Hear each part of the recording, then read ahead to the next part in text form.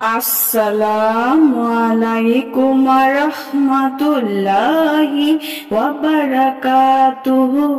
সুপ্রিয় সম্মানিত দর্শক ও শ্রোতা, আশা করি মহান রব্বুল আলামিনের দয়ায় আপনারা সকলেই ভালো আছেন। সুপ্রিয় সম্মানিত দর্শক ও শ্রোতা, আজকে হযরত আনাস ইবনে মালিক রাদিয়াল্লাহু তাআলা আনহু থেকে একটি ঘটনা বর্ণনা করব। ঘটনার শিরোনাম হচ্ছে উত্তপ্ত লোহার শেকলে। সুপ্রিয় সম্মানিত দর্শক ও শ্রোতা, আপনাদের নিকট অনুরোধ থাকবে ঘটনাটি শেষ পর্যন্ত শোনার।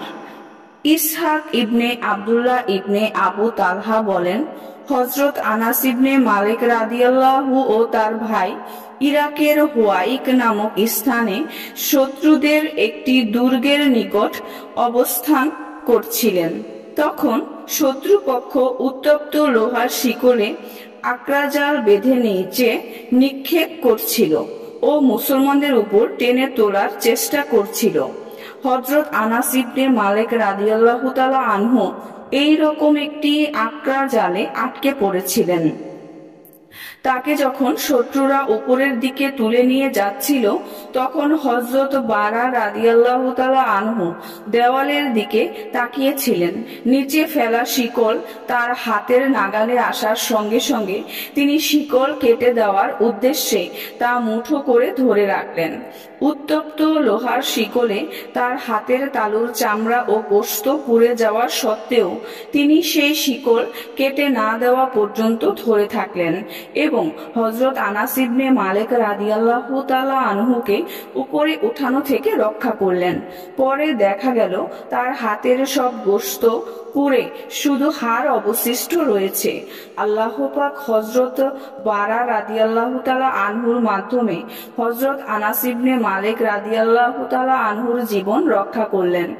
অপর এক রিওয়ায়েতে রয়েছে, শত্রুপক্ষ আক্রাজাল ফেলে হযরত আনাস ইবনে মালিককে আটকে উপরে টেনে তুলছিল। হযরত আনাস ইবনে মালিক রাদিয়াল্লাহু তাআলা আনহুর ভাই হযরত বারা রাদিয়াল্লাহু তাআলা আনহু এই সময় দুশমনের বিরুদ্ধে লড়াই করছিলেন। লোকেরা তাকে হযরত আনাসের আকরা জালে আটকে যাওয়ার সংবাদ দিলে তিনি লাফ দিয়ে দেওয়ালের উপর উঠলেন এবং ঘূর্ণায়মান গরম শিকল এক হাতের মুঠোয় করে ধরে রাখলেন। অন্য হাতে শিকল কেটে দেওয়ার চেষ্টা করতে লাগলেন। তার হাত পুড়ে ধোঁয়া বের হচ্ছিল, তবু তিনি শিকল ছাড়লেন না। পরে দেখা গেল তার হাতের সব গোশত পুড়ে গেছে, শুধু হাড় অবশিষ্ট রয়েছে। হযরত বারা রাদিয়াল্লাহু তাআলা আনহুর হাতের বিনিময়ে আল্লাহ পাক হযরত আনাস ইবনে মালিক রাদিয়াল্লাহু তাআলা আনহুর জীবন রক্ষা করলেন। সুপ্রিয় সম্মানিত দর্শক ও শ্রোতা, আজকের ঘটনাটি এই পর্যন্তই। ঘটনাটি যদি ভালো লেগে থাকে অবশ্যই চ্যানেলটি সাবস্ক্রাইব করবেন, লাইক করবেন, কমেন্ট করবেন এবং বেশি বেশি শেয়ার করে দিবেন। সবাই ভালো থাকবেন। আল্লাহ হাফেজ।